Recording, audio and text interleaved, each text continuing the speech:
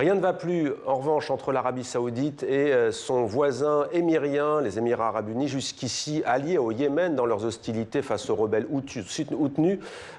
soutenus par l'Iran. Riyad et Abu Dhabi sont désormais à couteau tiré. Notre éditorialiste Slimane Zeguidour nous a rejoint. Bonsoir Slimane. Bonsoir, Cette guerre civile au Yémen, d'abord on le précise, elle a fait près de 400 000 morts.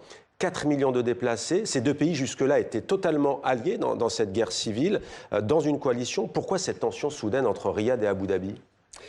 Parce qu'après 10 ans de guerre civile, aujourd'hui, le Yémen est un pays éclaté, d'où les divergences sur l'avenir de ce pays entre l'Arabie Saoudite et les Émirats Arabes Unis. Regardons la carte. Regardons la carte. En 2014, la zone bleue qui est occupée par les Houthis. Les Houthis sont des chiites soutenus à l'époque par Téhéran et par le Hezbollah. Donc ils ont pris l'assaut du pays, de la capitale, et ils ont été confinés dans la zone bleue que nous voyons. Le gouvernement légitime, reconnu par l'ONU, soutenu à bout de bras par l'Arabie Saoudite et tous les pays de la coalition qui la soutiennent, est dans la zone violet, qui a déserté la zone d'Aden.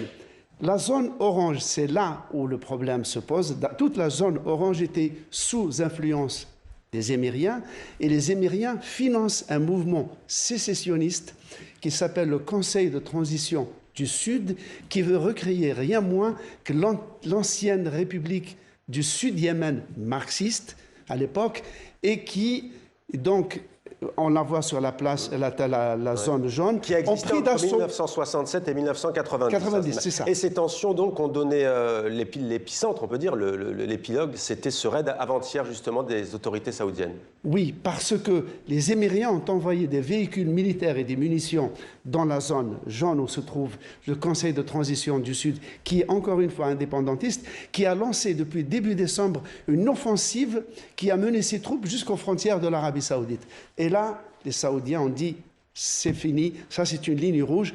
Et ils ont, pour la première fois entre pays voisins, que tout rapproche, la richesse, la religion, ils ont, pour la première fois, un pays du Golfe bombarde un objectif d'un pays voisin.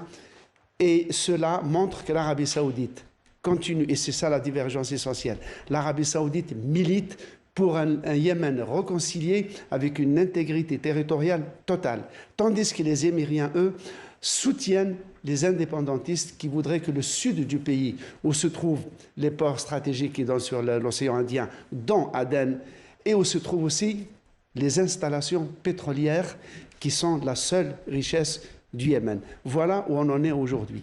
Merci beaucoup Slimane pour ce décryptage donc sur ces tensions entre les deux alliés.